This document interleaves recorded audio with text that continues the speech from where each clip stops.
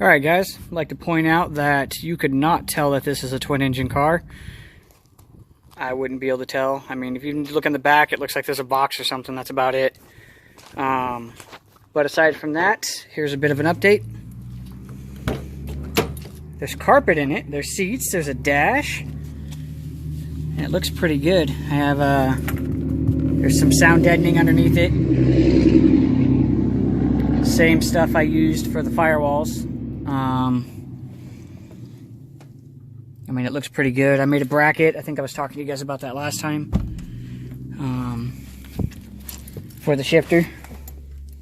It's right there. It bolts into the same spot that the center console would, right in the middle. I mean, it's on there, don't move. At that note, it shifts pretty nice. Still got to do the cluster. That's what all these wires are for. Both of them, actually. I'm torn between having a single cluster and then having the gauge pod and that vent right there and having two gauges in it. One for dual temp gauges. It's one gauge with two readings on it. Obviously one for the front, one for the back. And then the second gauge being a gas gauge. Or I was thinking of making a relay system to having one gauge and then like pushing my cruise button and it's switching the tack and the where's it at here? The tack and the temp sensor between the two, so it would toggle between the two motors. So like with it out, it would be on the front motor reading the front motor's temp and tack, and then to push it and it'd be reading the rear's, the rear motor temp and tack. It keeps stuff simplified and it's not too cluttered and it's not excessive towards what people would be like, hey, I wonder why he has all that, because part of the whole goal of this thing was to keep it looking pretty normal. I mean, it has factory fit wheels on it and it's lowered. That's about it. I mean, that's about what you could say for every other fucking Honda on the road, except for the fit wheels. I'm sure they're on some. So I don't know which one I'm going to do for that. I will have to change my idea of using the check engine light for the seatbelt one. I mean, I could do it, but I don't want to forget and think I just don't have my seatbelt on. The oil light I can change. That wouldn't be so bad. I could put the other one at right here in the blank. But these are actually part of the gauge itself, not a piece like these. These pop out. I mean, I could probably change that one to an oil light, but at that point, it's just as easy as having another one up here, you know? So I don't know what I'm going to do with that yet. Aside from that, it's almost done. I got to do the front clutch still. I have to do the front ARP, extended studs. I have to mount both exhausts. I mean, they're mounted to the header, but I mean, I want them... I want hangers on them. I don't have it. And I need to clean it. Although this dash won't stay in here because it's broken up top. It's got a crack here. And then all around this, it's hard to see, but I mean 2 or 3 there. And 2 or 3 there. And as you can tell, that's not an original VIN because this car was stolen out in California. And they stole the dash, so they gave me that guy.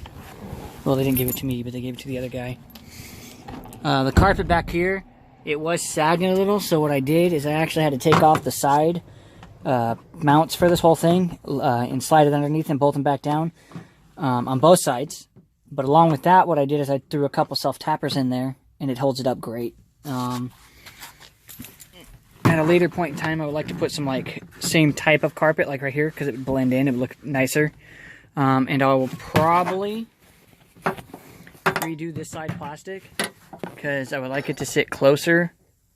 It's hard to see, but here. Sit closer. It's kind of cut a little jagged.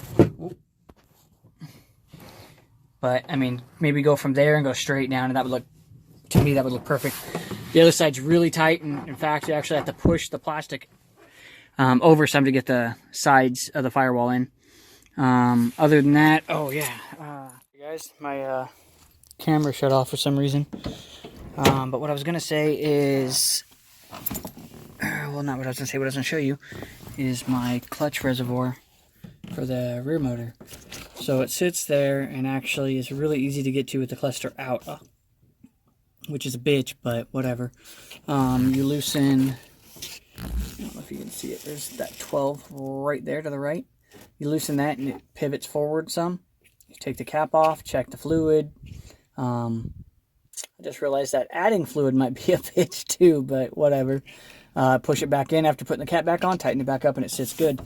And then there is actually the slave cylinder to it, which is on the inside, which is awesome. It has no room to do anything. And then I made this Allen. I didn't really make it, obviously, but I modified it. I had to cut the end off some so I can actually get that thing out. And it's actually not just that, it's the top 12 to that. I put an Allen key there because it's a little easier. Can I see it? I don't know if I can see it. God, I gotta clean these up. Nope, I cannot see it. So screw that. Yeah, well, that's really all about that. I still have not made a rear firewall. Haven't decided how I'm gonna do it. I gotta make sure it's still safe to take it down the track. I mean, I don't really care if this goes down the track, but I would really like to be able to. I mean, I didn't make the other firewall for any other reason than to be able to take it on a track. So doing that, and then I got to do the neck for the fuel, clean this crap up because it looks like shit, hook up all the rear motor, put transmission fluid in it, do the front clutch, which I think I already said, mount the exhaust, or at least put hangers for them, both of them, not just that one, replace the rear speakers. And thank God I can install a radio now, so when I drive it, I can have something to fucking listen to. Cannot stand driving, and I would say just listen to the exhaust tone, but I actually kind of like that. I just like to be able to have the window down and the radio up.